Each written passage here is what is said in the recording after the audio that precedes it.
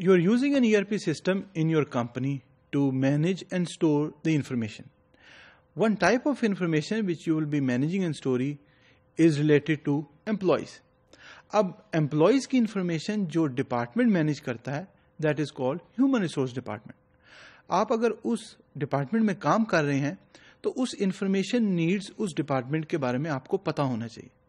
हर departments में जो different key terms use की जाती हैं वो मुख्तलिफ होंगी. तो ज़रूरत इस बात की है कि वो सारी टर्मिनोलॉजीज जो उस डिपार्टमेंट में यूज़ की जाती हैं उसके बारे में आपको पता होना चाहिए. इस मॉड्यूल में our focus will be on understanding HRM, human resource management. Now it is a process of hiring and developing human resources. Hiring means कि अगर आप कंपनी में आपको लोगों की ज़रूरत है तो आप उन लोगों को हायर करेंगे. अब अगर आप ERP सिस्टम यूज कर रहे हैं तो हायरिंग के दौरान जितनी इंफॉर्मेशन जनरेट हो रही होगी उसको आपने स्टोर करना है. यू माइट बी थिंकिंग कि उसकी क्या जरूरत है. The answer is yes. क्यों? क्योंकि अगर आपको पता नहीं होगा कि कितने कैंडिडेट्स ने अप्लाई किया है, कब अप्लाई किया है, उनकी क्वालिफिकेशन क्या है और जो आपने रिक्वायरमेंट्स रखी हैं वो क्या है, तो it will be difficult to manage the activities and developing human resources. तो HRM में आप जो नॉलेज एंड स्किल्स के गैप हैं एम्प्लॉयज में वो आप फिल करेंगे through training so that they become valuable to the organization. तो अच्छे employees who are working hard will make the organization valuable and perform better. Now, why there is a need of HRM? It is to create organizational commitment. Now, when employees are working hard, they do the tasks which are assigned to them, and उनकी जो needs हैं वो fulfill हो रही हैं, तो employees will be committed and making sure कि वो perform कर रहे हैं.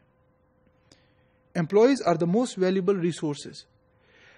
कंपनी में अगर जिस काम के लिए एम्प्लॉयज को हायर किया है वो नहीं कर रहे तो देयर आर चांसेस कि कंपनी प्रॉफिटेबल ना हो या कंपनी के जो टारगेट्स हैं वो अचीव ना हो.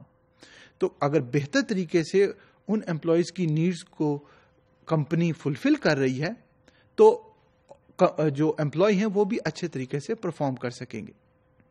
Retention and management of employees.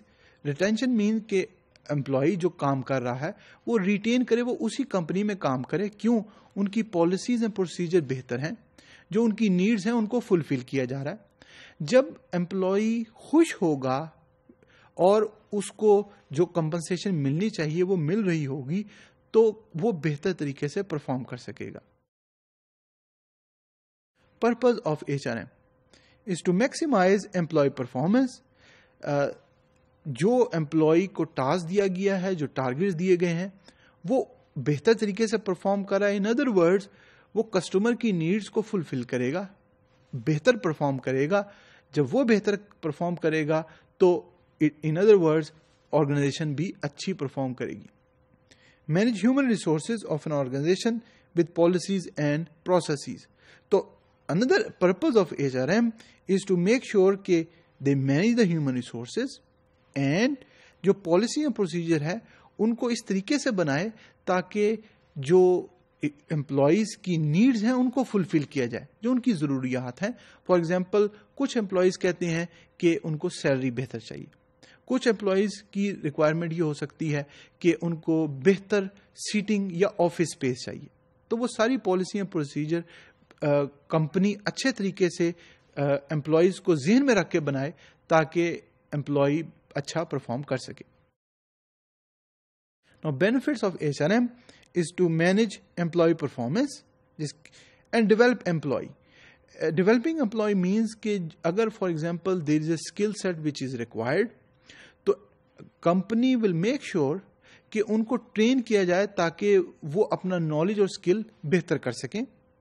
Building teams, if there is an information कि ये group of people are working and performing well, तो मैनेजर के लिए आसानी होगी कि उन टीम को इस तरीके से ऑर्गेनाइज किया जाए ताकि वो हाई परफॉर्मिंग टीम्स में कन्वर्ट हो सकें.